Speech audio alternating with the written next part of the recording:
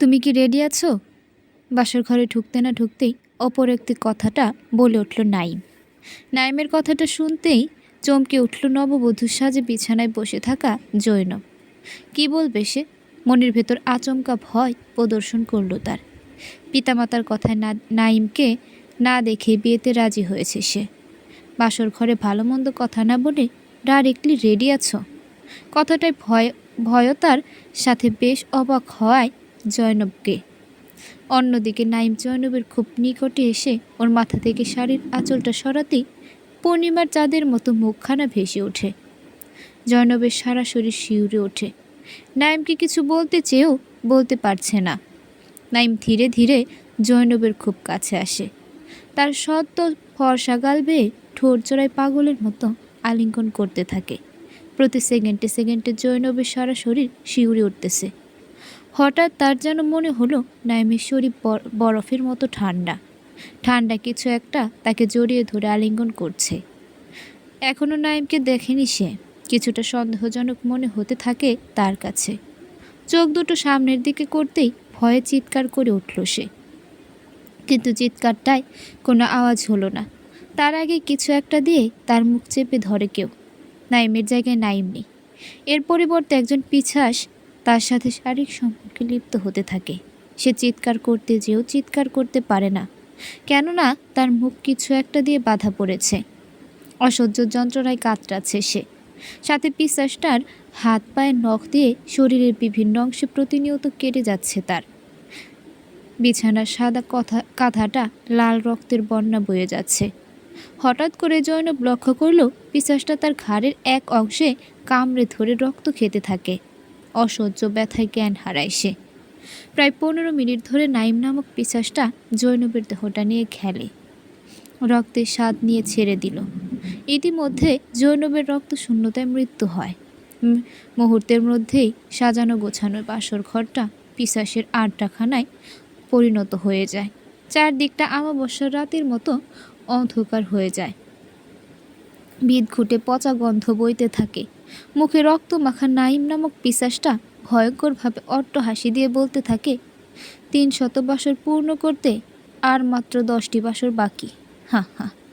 তখনই হঠাৎ করেই সেখানে উপস্থিত হয় 2জন বৃদ্ধা পুরুষ এবং মহিলা। তারা সবাই মিলে ভয়ঙ্করভাবে হাসতে থাকে। যদি কোনো সাধারণ মানুষ এমন হাসি শুনত, তাহলে ওই মানুষটার কর্ণের পর্দা ওখানেই ফেটে যেত। নাইম নামক পিশাচটা জোরে জোরে নিঃশ্বাসতার সাথে বৃদ্ধাদের উদ্দেশ্যে বলতে থাকে, মা, আর 10টা বাসর পূর্ণ করতে পারলেই আমরা হব চির অমর। দীর্ঘ 17 বছরের স্বপ্ন পূর্ণ হবে আমাদের। হা হা হা। কথাটা বলার সাথে সাথে তারা সেখান থেকে উধাও হয়ে যায়। রাত পেরিয়ে সকাল হয়। জৈনবের বাড়িতে তার পিতামাতার কান্নার মিশ্রিত কণ্ঠে চারদিকে কম্পন সৃষ্টি হয়েছে। জৈনবের বাবা ফজরের নামাজ পড়তে রুম থেকে বাহির হতেই দরজায় জৈনবের লাশ দেখতে পায়। অতঃপর চিৎকার করে উঠতেই বাসার সবাই বের হয়ে জৈনবের লাশ দেখে কান্নায় ভেঙে পড়ে। ইতিমধ্যেই পাড়ার লোকেরা জড়ো হয়ে নানান মন্তব্য করতে থাকে। কালকেই বিয়ে হলো আর আজকেই খুন, এ কেমন কথা? তার উপর মেয়েটা উলঙ্গ অবস্থায় ছিল। সবাই এর চেয়েও বড় অবাক হয়, লাশটা বরের বাসা থেকে এখানে এলো কি করে? বর খুন করে এখানে রেখে যায়নি তো? জয়নবের বাবা তার বিআইয়ের নাম্বারে ফোন দেয়, তবে ফোন সুইচ অফ দেখে। বর অর্থাৎ নাইমের নাম্বারে ফোন করে সেখানেও সুইচ অফ দেখে। অন্যদিকে এমন অদ্ভুত খুনের কথা শুনে দ্রুত এসিপি তামিম আহমেদ সেখানে উপস্থিত হয়ে জৈনবের বাবাকে তার শ্বশুরবাড়ির সম্বন্ধে জিজ্ঞাসা করাতে জৈনবের বাবা যে বাসাটার ঠিকানা দেয়, সেই বাসাটা 13 বছর আগে পরিত্যক্ত ঘোষণা করা হয়েছিল। তামিম আহমেদ ঠিকানাটা শুনে অবাক হয়ে গেল এবং পুলিশ ফোর্সদের উক্ত বাসাটার উদ্দেশ্যে রওনা দিতে বলল। অতঃপর জৈনবের বাবার থেকে নাইমের এবং তার বাবার নাম্বার নিয়ে থানার দিকে যেতে লাগলো। অন্যদিকে জান্নাত রুমে বসে ল্যাপটপ স্ক্রিনে ফেসবুক নয়ন আলী নাইমের 300 বাসর গল্পটি পড়ছিল। তখনই তার বিএফ হাসান তাকে ফোন করলো। জান্নাত ফোনটা রিসিভ করতেই ওদিক থেকে হাসানোর কণ্ঠে বলে উঠল, কেমন আছে আমার জানু মনুটা? জান্নাত শরীর মুড়িয়ে বলল, এই তো ভালো আছি। তুমি কেমন আছো? ভালো নেই গো। কেন বাবু, কি হয়েছে? কি হয়নি বলো। তোমাকে কবে বলেছি চলো বিয়ে করে ফেলি, কিন্তু তুমি তো আমার কথা শুনছই না। করবই তো বিয়ে, জাস্ট আর কটা দিন অপেক্ষা করো। আর কত? আরে বাবা, আর কয়েকটা দিনই তো। আচ্ছা এখন রাখি, বাই। সাব ইন্সপেক্টর রশিদ সাহেব কয়েকজন পুলিশ ফোর্স নিয়ে পরিত্যক্ত ফ্ল্যাটটার ভেতরে প্রবেশ করতেই দরজা দিয়ে কয়েকটা চাকচিকা উড়ে গেল। ওরা সবাই দিনের বেলা এতটুকুতেই ভয়ে লাফিয়ে উঠল। তবুও রশিদ সাহেব সবাইকে নিয়ে প্রত্যেকটা রুম চেক করতে লাগলো। তখনই ওদের মধ্যকার জামিল নামের একটা লোক বলে উঠল, স্যার বাঁচান, বাঁচান। জামিলের চিৎকারে রোহিত দৌড়ে তার কাছে যেতেই জামিল এক লাফে রোহিতের কোলে উঠে বসল। কেননা সামনে অনেকগুলো মানুষের কঙ্কাল, তাই ভয়ে জামিল এইরকম করল। রশিদ জামিলের কর্মকাণ্ডে হো হো করে হেসে উঠলেও একসাথে অনেকগুলো কঙ্কাল দেখে হতভম্ব হয়। জামিলকে নিচে নামিয়ে দিয়ে কঙ্কালগুলোর কাছে যায়। ইতিমধ্যে সমস্ত পুলিশটা সেখানে উপস্থিত হয়। রশিদ এসিপি তামিমকে ফোন করে কঙ্কালগুলোর কথা বলতেই তামিম সবগুলোই পোস্টমর্টমের জন্য ল্যাবে পাঠিয়ে দিতে বলে এবং আশেপাশের সব কিছু ভালোভাবে চেক করতে বলে। রশিদ কঙ্কালগুলো ল্যাবে পাঠিয়ে দিয়ে আশেপাশের রুমগুলোতে এক এক করে চেক করলো, তবে তেমন কোনো ক্লু খুঁজে পেল না। অতঃপর থানায় চলে আসলো। এসিপি তামিম রোহিতকে থানা থেকে বের করে গাড়ি দিয়ে পোস্টমর্টম ল্যাবের দিকে যেতে লাগলো। হঠাৎ করেই তাদের গাড়ির সামনে এক অদ্ভুত রকমের পাগলের ন্যায় যুবক এসে পড়ল। সাথে সাথে রোহিত গাড়ি ব্রেক করে যুবকটার উদ্দেশ্যে বলতে লাগলো, কিরে ভাই, চোখে কম দেখেন নাকি? সাইডে আসেন, সাইডে থাকেন। মাঝ রাস্তায় এরকম করে আসার কারণ কি? রোহিতের কথায় যুবকটা কোনো উত্তর দেয় না, না দিয়ে বলল, সাবধান, সাবধান হও। যার পিছনে ছুটছ সে সাধারণ কেউ নয়, সে হলো মৃত্যু। মৃত্যু নিয়ে খেলা করো না, সময় আছে, এখানেই থেমে যাও। এই বলে দৌড়ে চলে গেল যুবকটা। যুবকটাকে পাগলের মতো দেখতে, তাই তার কথায় কোনো পাত্তা দিল না এসিপি তামিম। ওদিকে তেমন কান না দিয়ে রোহিতকে গাড়ি চালাতে বলল। মা, 2টা টাকা দেবেন? রাস্তা দিয়ে হেঁটে হেঁটে কলেজ থেকে বাসায় যাচ্ছিল জান্নাত। তখনই একজন ঘোমটা দেওয়া বৃদ্ধা মহিলা তাকে কথাটা বলে উঠল। জান্নাত নিজের ব্যাগ থেকে 10 টাকা বের করে বৃদ্ধাকে হাত বাড়িয়ে দিতেই মহিলাটা তার হাতটা চেপে ধরে টাকাটা নিয়ে চলে যেতে লাগলো। চলে যেতে যেতে তার দিকে অদ্ভুতভাবে ঘুরে ঘুরে তাকাচ্ছিল। শেষবার যখন তার দিকে বৃদ্ধাটা ঘোমটা উঠিয়ে তাকাচ্ছিল, তখন জান্নাত তার মুখটা দেখে অজ্ঞান হয়ে গেল। কেননা খুবই বিশ্রী এবং কাঁটাযুক্ত ভয়ঙ্কর ছিল বৃদ্ধাটার মুখটা। জান্নাতের বন্ধুরা কিছুটা পেছনে ছিল। হঠাৎ করে জান্নাতকে পড়ে যেতে দেখতেই ওরা সবাই দৌড়ে এসে তাকে তুলে তার বাসায় নিয়ে যায়। জান্নাতের বাবা একজন ডাক্তার, তাই দ্রুত চিকিৎসা দিয়ে তার জ্ঞান ফেরায়। জ্ঞান ফিরতে জান্নাতের চোখে ওই বৃদ্ধা মহিলার ভয়ানক মুখটা ভাসতে থাকে। জোরে জোরে ভয়ে চিল্লাতে থাকে সে। তার বাবা মতিউর রহমান হঠাৎ করেই মেয়ের এমন বিহেভে ভয় পেয়ে যায়। মা মরা মেয়ে জান্নাত। ছোটবেলায় তার মা মারা যাওয়ার পর থেকে তাকে মা এবং বাবা দুজনের আদরে বড় করেছে তিনি। তার যত্ন কম হবে দেখে আর বিয়ে করেনি তিনি। সেই মেয়ে হঠাৎ করে এমন করতেছে, এতে তো মতিউর রহমানের একটু ভেঙে পড়া উচিত। মতিউর রহমান এবং জান্নাতের বন্ধুরা জান্নাতকে শান্ত করার চেষ্টা করেও ব্যর্থ হয়। বৃদ্ধাটা সংকোচে যেন পড়ে গেছে সে। বারবার ওই বৃদ্ধার ভয়ানক মুখটাই তার চোখে ভেসে উঠছে। জান্নাত ভয়ে এদিক ওদিক মুখ লুকাতে থাকে। জান্নাতের এমন বিহেভে বাধ্য হয়ে মতিউর রহমান তাকে ঘুমের ইনজেকশন দিয়ে দেয়। কিছুক্ষণের মধ্যে ঘুমিয়ে পড়ে সে। মতিউর রহমান জান্নাতের বন্ধুদের জান্নাতের ব্যাপারে জিজ্ঞাসা করলো, তোমরা কি জানো কি হয়েছে জান্নাতের সাথে? কেন এমন করতেছে সে? জান্নাতের বন্ধুরা বলল, না জানি না আঙ্কেল, ও তো ঠিকই ছিল। কিছুক্ষণ আগে হঠাৎ করে জ্ঞান হারিয়ে রাস্তায় পড়ে যায়। আমরা দৌড়ে গিয়ে তুলে নিয়ে আসি। আচ্ছা আমরা এখন যাই? আচ্ছা ঠিক আছে, যাও। রাত 12টা বাজতে চলেছে। সব মানুষেরা ঘুমিয়ে পড়েছে, কিন্তু নিশাচরদের চোখে ঘুম নেই এখনও। জেগে আছে মানুষের রক্তের নেশায়।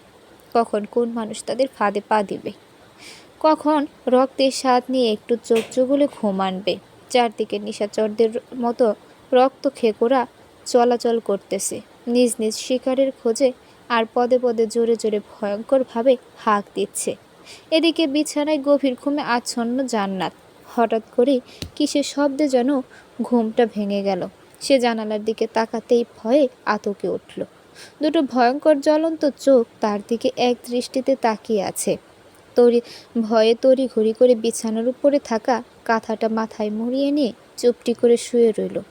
কিছুক্ষণ সব কিছু নীরব হয়ে রইল। 12:30 বাজতেই চারদিকে শো শো বাতাস বইতে লাগলো। বাতাসের গভীর গতির মধ্যে জান্নাত অনুভব করলো কেউ যেন জানালাটা জোরে জোরে ধাক্কাচ্ছে। একসময় জানালা ভেঙে যাওয়ার উপক্রম। তখনই জান্নাত জোরে জোরে তার বাবাকে ডাকতে থাকে। মেয়ের চিৎকারে মতিউর রহমান দৌড়ে রুমে আসলো। কারেন্ট নেই, তাই ফোনের টর্চটা জ্বালালো। জান্নাত দৌড়ে তার বাবার কাছে এসে জানালার দিকে ইশারা করে বলল, বাবা, ওখানে কেউ আছে? কথাটা বলেই জোরে জোরে কান্না করতে লাগলো। মতিউর রহমান মেয়েকে ছাড়িয়ে নিয়ে জানালার কাছে গিয়ে জানালা খুলতেই সেখান থেকে একটা বড় পেঁচা উড়ে গিয়ে দূরে একটা গাছে বসলো। আবারও জানালা বন্ধ করে জানালার ধারে থাকা পর্দা টেনে দিল। জান্নাতকে উদ্দেশ্য করে বলল, ওখানে একটা পেঁচা ছিল বোকা। জান্নাত কান্নার স্বরে বলল, বাবা, না বাবা, ভয়ঙ্কর লাল দেখতে দুটো চোখ আমার দিকে তাকিয়েছিল, আর বাতাসের গতিতে জানালা ধাক্কাচ্ছিল। ধুর বোকা, একটু আগে বাতাস বয়েছিল, এখন ঘুমাতো। ঘুমা, আমি আছি। বাবার কথায় বিছানায় গিয়ে কাঁথা মুড়িয়ে শুয়ে পড়ল জান্নাত। রাত 2টা বাজতে চলেছে। নিজের স্তনে ঠান্ডা কিছু অনুভব হচ্ছে জান্নাতের। তখনই ঘুমটা ভেঙে যায়। তার পাশে কেউ একজন শুয়ে তার সাথে শারীরিক সম্পর্কে লিপ্ত হতে যাচ্ছে। বেশ ভালোভাবে বুঝতে পারছে সে, তাই উঠতে চেষ্টা করতেছে, কিন্তু অবাক করার বিষয় সে কিছুতেই উঠতে পারছে না। কেউ যেন তার হাত পা শক্ত করে ধরে রেখেছে। জোরে চিৎকার দিল, কিন্তু মুখ থেকে কথাই যেন ফুটে উঠছে না। এমতো অবস্থায় কি করবে সে? ভয়ে নীরবেই চোখের অশ্রু ফেলতে থাকে। অশরীরটা তার উপরে উঠে যৌন উত্তেজনায় অস্থির হয়ে পড়ে। তখনই জান্নাতের রুমের দরজা ঠেলে কে একজন ভেতরে প্রবেশ করে।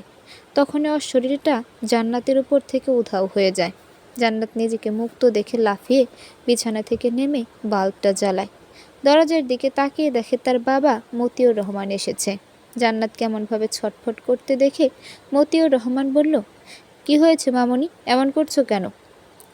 জান্নাত হাউ মাউ করে কেঁদে উঠে বলল, আব্বু, আমি আমার রুমে আমি ছাড়া অন্যকে উপস্থিত অনুভব করি। আমাকে খুব বাজেভাবে ভয় দেখাচ্ছে, কোনো অশরীরে হবে। মেয়ের কথা শুনে মতিউর রহমান চিন্তায় পড়ে গেল। তখনই তার মনে পড়ে গেল তার বন্ধু কবিরাজ জুলফু ফকিরের কথা। জিন, ভূত এবং সমস্ত অশরীরীর বোতলে বন্ধ করে রাখতে পারে এবং মানুষকে ওদের হাত থেকে বাঁচাতে পারে। তাই তখনই ফোনটা বের করে জুলফু ফকিরকে ফোন দেয়, কিন্তু ফোন রিসিভ হচ্ছে না। হয়তো ঘুমাচ্ছে, তাই তিনবারের বেশি ফোন দেয়নি। মেয়েকে সান্ত্বনা দিয়ে ঘুমাতে বলে পাশেই বসে আছে। প্রায় আধা ঘন্টা পর জুলফু ফকিরের নাম্বার থেকে ফোন আসে। মতিউর রহমান ফোনটা রিসিভ করে ওদিক থেকে কে যেন বলে উঠল, আসসালামু আলাইকুম, কে বলতেছেন? ওয়ালাইকুম আসসালাম, আমি মতিউর রহমান বলছি। আপনি কি কবিরাজ জুলফু ফকির বলতেছেন? আসলে হুজুর একজনের চিকিৎসা করছেন, তাই একটু ব্যস্ত আছে। আমি হুজুরের ছাত্র বলছি। ও আচ্ছা, আপনার হুজুর আসলে আমার কথা বললেন, কালকে আপনাদের ওইখানে একটা রোগী নিয়ে যাব। আচ্ছা, আসসালামু আলাইকুম। এই বলে ওদিক থেকে কল কেটে দেয়। অন্যদিকে এসিপি তামিমের ল্যাব থেকে ফোন দিয়ে বলল, স্যার, কালকে সব রিপোর্ট রেডি থাকবে, কালকে আসেন ল্যাবে।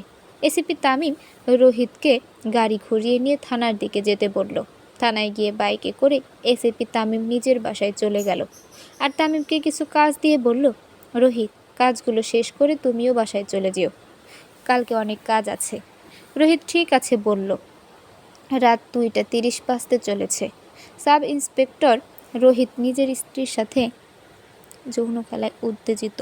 হঠাৎই জানালায় ঠক ঠক আওয়াজ হতে লাগলো। পেঁচা হয়তো তবে হবে, এই ভেবে সে তেমন ওইদিকে লক্ষ্য দিল না। প্রায় 10 মিনিটের মাথায় নিস্তেজ হয়ে বিছানায় শুয়ে আছে রোহিত।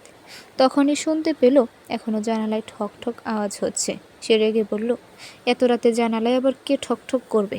শালার পেঁচা হবে হয়তো। এই বলে সে বিছানা থেকে উঠবে, তখনই তার স্ত্রী রহিমা বলে উঠল, এত রাতে জানালার পাশে যাওয়ার দরকার নেই, তুমি ঘুমিয়ে পড়ো। আর এমনভাবে আওয়াজ হচ্ছে যেন এক্ষুনি জানালাটা ভেঙে যাবে। আমি গিয়ে দেখি ওখানে কি। এই বলে রাহিত বিছানা থেকে উঠে জানালার ধারে গিয়ে জানালাটা খুলতেই দেখল ওখানে কিছুই নেই। সাথে সাথে ঠক ঠক আওয়াজটা বন্ধ হয়ে গেল। বেশ অবাক হয়ে গেল সে। চারপাশে উকি দিয়ে ভালোভাবে দেখল, কিন্তু কিছুই দেখতে পেল না। তবে সে অনুভব করছে কেউ তাকে দূর থেকে ভয়ানকভাবে দেখছে। হয়তো এটা মনের ভুল হবে, তবে ঠক ঠক আওয়াজটা কোথায় থেকে আসলো? ধুর, এসব কালকে হবে, এখন ঘুমাই। এই ভেবে সে বিছানার দিকে আসতে লাগলো। তখনই একটা কাগজ জানালা দিয়ে উড়ে এসে তার গায়ের উপর পড়ল। লক্ষ্য করল তাতে কিছু চিঠির ন্যায় লেখা আছে। বেশ চমকে ওঠে সে। এত রাতে জানালা দিয়ে কাগজ কিভাবে আসবে? কেউ শয়তানি করতেছে না তো? কিন্তু কে এত রাতে আমার সাথে শয়তানি করে? আর কেনই বা করবে? এইভাবে সে কাগজটা বাল্বের সামনে নিয়ে গিয়ে দেখল তাতে লেখা আছে, সাব ইন্সপেক্টর, বউ নিয়ে তো সুখে আছো দেখছি, তবে মৃত্যু নিয়ে খেলা করছো কেন? সুখে থাকতে শয়তানে লাগছে? এখনো সময় আছে, নিজের মৃত্যু নিজেই ডেকে এনো না। জয়নবের কেসটা বন্ধ করে দাও এক্ষুনি, এতেই অতৃপ্ত আত্মা। চোখ বড় বড় করে লেখা পড়তেই রোহিত ভয় পেয়ে গেল। রাত গভীরে কেই বা বাসায় এসে এরকম চিঠি পাঠাবে? আবার জানালা দিয়ে বিষয়টা রোহিতদের কাছে অদ্ভুত মনে হচ্ছে। বেশিক্ষণ জেগে না থেকে মাথা থেকে আপাতত এইসব বিষয় ঝেড়ে দিয়ে ঘুমিয়ে পড়ল। সকাল 7টা বাজতে চলেছে। রাত 1টা থেকে মতিউর রহমানের চোখে ঘুমের কোনো নামগন্ধ ছিল না। মেয়ের চিন্তা অতিষ্ঠ হয়ে আছে। হঠাৎই কলের রিংটংয়ে ফোনটা বেজে উঠল। স্ক্রিনে তাকিয়ে দেখে কবিরাজ চুল ফকিরের নাম্বার থেকে ফোন এসেছে। দ্রুত ফোনটা রিসিভ করতেই ওদিক থেকে বলে উঠল, আসসালামু আলাইকুম। ওয়ালাইকুম আসসালাম। আপনি কবিরাজ জুলফু ফকির না? জি, আমি জুলফু ফকির বলছি। আপনি কে? আরে আমি মতিউর, তোর বন্ধু, চিনতে পেরেছিস? ওদের থেকে বেশ কিছুক্ষণ লেটে জবাব এলো, আরে মতিউর, কী অবস্থা তোর? ভালো না রে, আমার মেয়ের উপর কার জন্য কুনজর লেগেছে। ওহ, চিন্তা করিস না, আমার কাছে নিয়ে আয়। আর আমি এখনও আমার ওই কুঁড়ে ঘরেই আছি। আচ্ছা, এখনই রওনা দিচ্ছি। আচ্ছা আয়। এই বলে ওদিক থেকে ফোনটা কেটে দিল। মতিউর রহমান জান্নাতের রুমে গিয়ে দেখে এখনও ঘুমাচ্ছে। ইতিমধ্যে তার বাসার কাজের লোকও এসে রান্নাবান্না শুরু করে দিয়েছে। তিনি জান্নাতকে ডেকে তুলে ফ্রেশ হতে বলল। জান্নাত ফ্রেশ হয়ে এসে খাবার টেবিলে বসে আছে। মতিউর রহমান তাকে বলল, আচ্ছা মামনি, কি হয়েছে তোমার? আমাকে পরিষ্কার করে বলো তো, এত ভয় পাচ্ছ কেন? গুটিসুটি মেরে চেয়ারে বসে থাকা জান্নাত কালকের সমস্ত কথা তার বাবাকে বলে উঠল। মেয়ের কথাগুলো শুনে মতিউর রহমান বলল, বুঝেছি, তোমার উপর কোনো আত্মা ভর করেছে। তুমি খাওয়া দাওয়া করে রেডি হয়ে নাও, তোমার জুলফু কবিরাজ আঙ্কেলের কাছে যাব। মাথা নেড়ে হ্যাঁ জবাব দিল জান্নাত। খাওয়া দাওয়া শেষে জান্নাত রেডি হয়। তার বাবা মতিউর রহমানের সাথে রওনা দিল। বাসার বাইরে বের হয়ে জান্নাত দরজা লাগিয়ে সামনে যেতে পা বাড়ালো, কিন্তু তার ওড়না দরজার সাথে লেগে গেছে। একদিকে সে মানসিকভাবে অসুস্থ, তাই তার সব কিছু অসহ্য লাগছিল। রেগে ওড়নাটা টান দিল, তাতে কিছু অংশ ছিঁড়ে গেল। সেদিকে নজর না দিয়ে গাড়িতে গিয়ে বসলো। তার বাবা ড্রাইভিং করতে থাকে। গাড়ি চলছে আপন মনে। লক্ষ্য কবিরাজ জুলফু ফকিরের বাসা। কিছু দূর গাড়ি চলার পর মধ্যে রাস্তায় হঠাৎ করে ব্রেক করল মতিউর রহমান। জান্নাত প্রশ্ন করল, কি হলো আব্বু, গাড়ি ব্রেক করলে কেন? জান্নাত, রাস্তায় একটা গাছ ভেঙে পড়ে আছে। তাহলে কি করবা এখন? অন্য কোনো রাস্তা নেই? না, অন্য কোনো রাস্তা নেই, এই রাস্তা দিয়ে যেতে হবে। দাঁড়া, সামনের কিছু স্কুল ছাত্র আসতেছে, তাদেরকে দিয়ে গাছটা সরানোর ব্যবস্থা করতেছি। আচ্ছা। মতিউর রহমানের বয়স তেমন হয়নি, 40-45 মতো হবে। গায়ের বেশ জোর আছে বলা যায়। সামনে আসা স্কুল ছাত্রদের নিয়ে ভেঙে যাওয়া গাছটা একটু সাইড করে গাড়ি নিয়ে আবারও রওনা দিল। প্রায় 30 মিনিট রাস্তা যাওয়ার পর তারা কবিরাজ জুলফু ফকিরের বাসায় এসে পৌঁছালো। জুলফু ফকির নিজের কুঁড়ে ঘরে বসে একজন রোগীকে চিকিৎসা দিচ্ছিল, তাই জান্নাতেরা বাইরে বসে অপেক্ষা করছিল। হঠাৎই জুলফু ফকির তাদের ডাক দেয়। মতিউর রহমান জান্নাতকে নিয়ে রুমটায় প্রবেশ করতে না করতেই জুলফু ফকির ভয়ে চিৎকার করে জান্নাতদের উদ্দেশ্যে বলতে লাগো, মৃত্যু, মৃত্যু, তোদের মৃত্যু নিশ্চিত। আমার এখান থেকে চলে যা, আমি মৃত্যুর চিকিৎসা দিতে পারি না। জুলফু ফকিরের কথায় ভয় পেয়ে গেল মতিউর রহমান এবং জান্নাত। মতিউর রহমান বলল, এসব কি বলছিস জুলফু? অগ্নিদৃষ্টিতে জুলফু ফকির মতিউর রহমানের চোখে চোখ রেখে বলল, আমি ঠিকই বলেছি মতিউর, তোর মেয়ের পেছনে মৃত্যু পড়েছে। অতৃপ্ত শক্তিশালী একজন পিশাচ তার পেছনে লেগেছে।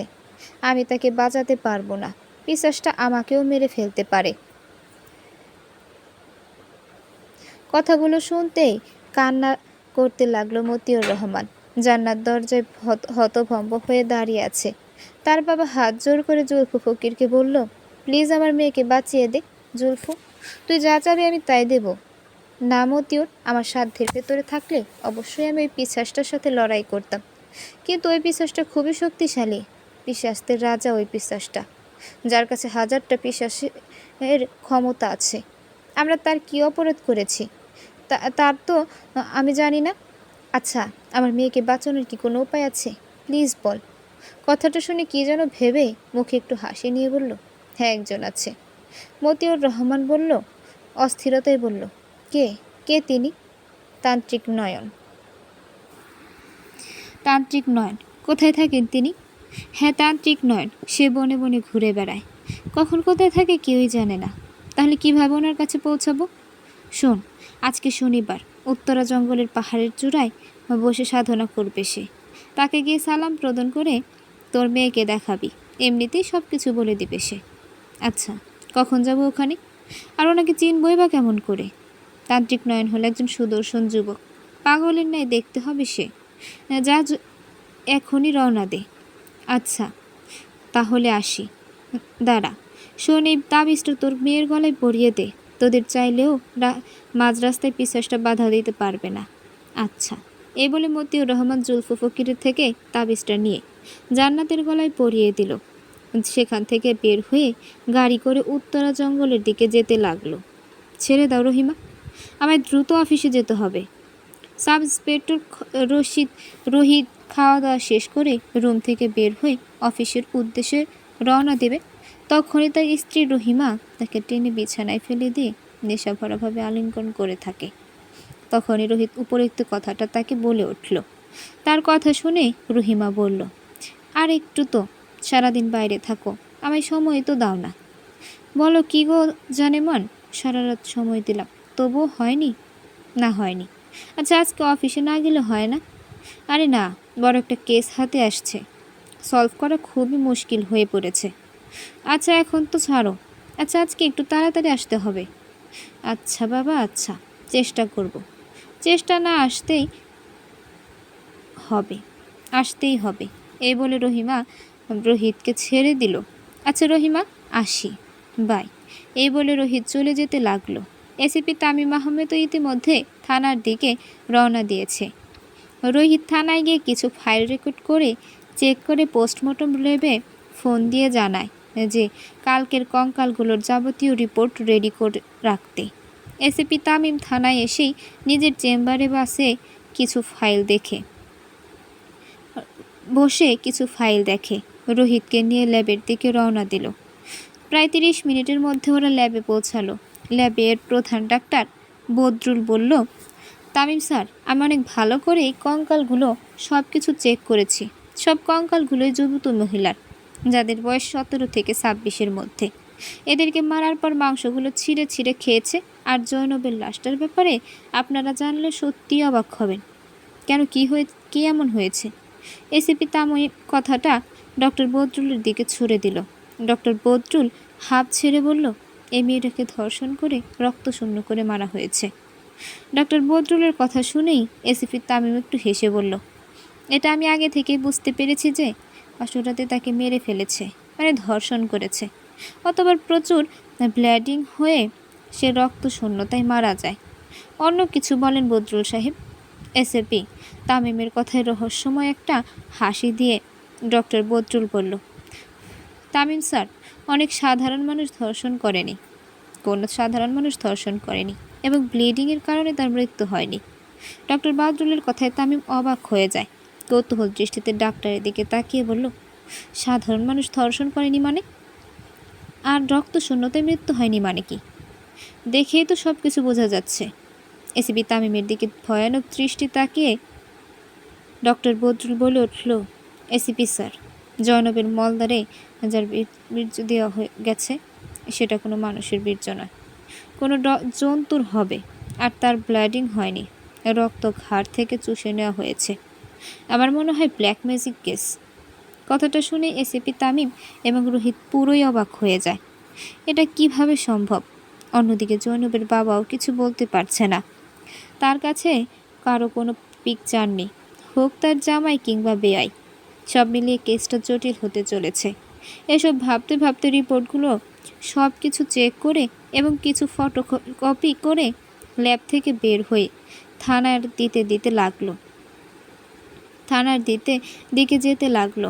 হঠাৎই রোহিতের মনে পড়ল গতরাতের ভয়ানক কাহিনীগুলো।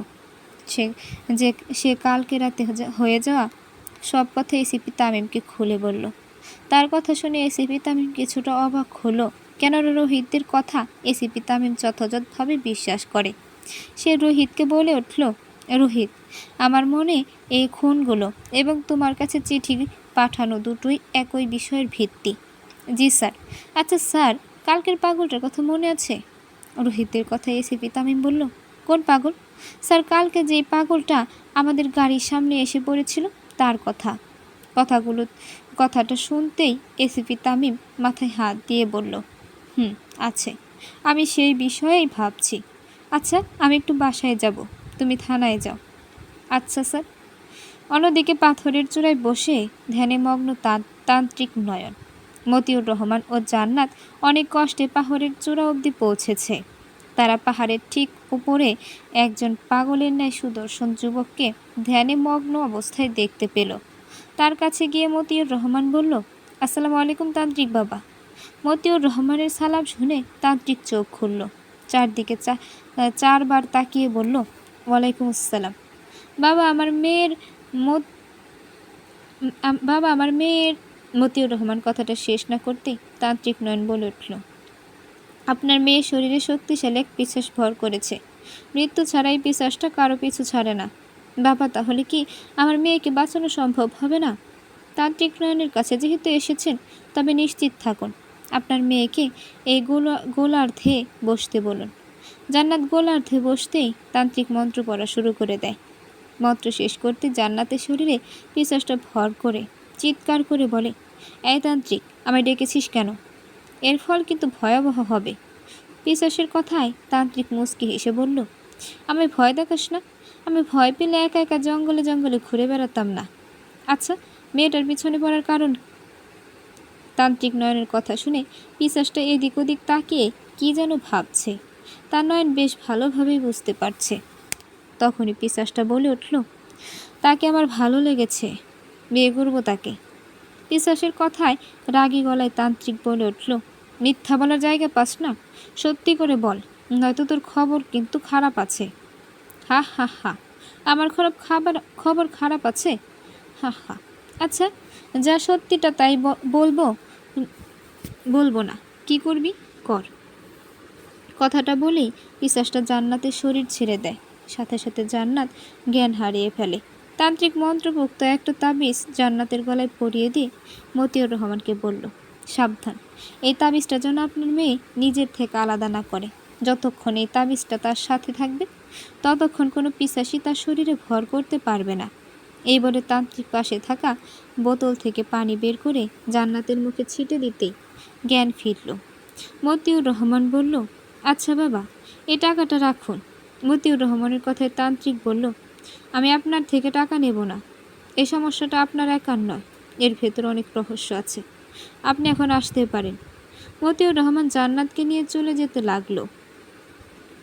নাইম তোকে বারবার বলেছি নিজেকে কন্ট্রোল করার চেষ্টা কর। হ্যারিসের কথায় নাইম বলে উঠল, না বাবা, আমি নিজেকে কন্ট্রোল করতে পারছি না। ওই মানব মেয়ের প্রতি আমার ফিলিংসটা অন্যরকম। তাকে একটিবার হলেও আমার নিজের করতে চাই। নাইম, আর তো কয়েকটা দিন মাত্র, তারপরে ওই মেয়েটার সিরিয়াল আসছে। আর মাত্র 10টি বছর। সাবধানে এগিয়ে যেতে হবে আমাদের। আচ্ছা ঠিক আছে, আজকে শিকার রেডি আছে তো? তোর আড্ডাখানে আছে, যা। পিতা হ্যারিসের কথায় মুখে পৈশাসিক হাসি নিয়ে হ্যারিসের আড্ডাখানায় প্রবেশ করলো নাইম। আজকে আবারও ছলের বসে মনিরা নামক যুবতী এক মেয়েকে বশীকরণের মাধ্যমে নাইমের 291টি বাসর পূর্ণ করাতে যাচ্ছে তার পিতা হ্যারিস। কনের সাজে লম্বা ঘোমটা দিয়ে বসে আছে মনিরা। নাইম তার খুব কাছে গিয়ে ঘোমটাটা সরিয়ে হিংস্র জানোয়ার মতো ঝাঁপিয়ে পড়ে তার উপর। সদ্য বিয়ে হওয়া বরের এমন আচরণে অবাক মনিরা। পূর্ববর্তী জয়নবের মতো সেও নাইমের শরীর ঠান্ডা অনুভব করতে থাকে। মাথাটা উঁচু করে নাইমের মুখটা দেখতেই চিৎকার করতে থাকে। উত্তেজিত নাইম হিংস্র জানোয়ারদের মতো মনিরাকে ভোগ করতে থাকে। ভোগ শেষে তার ঘাড়ে নিজের বিষ দাঁতের ছোবল দিয়ে রক্তের আমলান স্বাদ নিতে থাকে। ছটফট করতে করতে মনিরার জীবন দিয়ে নাইম নামক পিশাচের 300 বছরের 291টি মৃত্যুবাসর পূর্ণ হয়। রাত 1টা বাজতে চলেছে। পিশাচ রাজ্যের নাইম নামক পিশাচ রাজার সামনে ঠায় দাঁড়িয়ে আছে তান্ত্রিক নয়ন।